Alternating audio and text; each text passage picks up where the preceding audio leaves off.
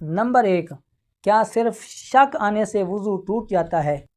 یہ مسئلہ بہت ہی عام ہے، کیونکہ کئی لوگ وسوسوں کی وجہ سے بار بار وضو کرتے ہوئے نظر آتے ہیں۔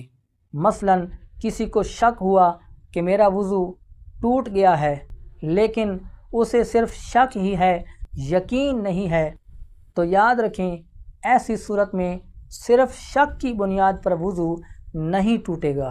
نبی کریم صلی اللہ علیہ وآلہ وسلم سے ایسے شخص کے بارے میں سوال کیا گیا کہ جو نماز میں یہ خیال کرے کہ شاید اس کی ہوا خارج ہوئی ہے۔ نبی پاک صلی اللہ علیہ وآلہ وسلم نے ارشاد فرمایا کہ وہ نماز نہ چھوڑے جب تک کہ اس کی آواز نہ سن لے یا اس کی بو محسوس نہ کر لے۔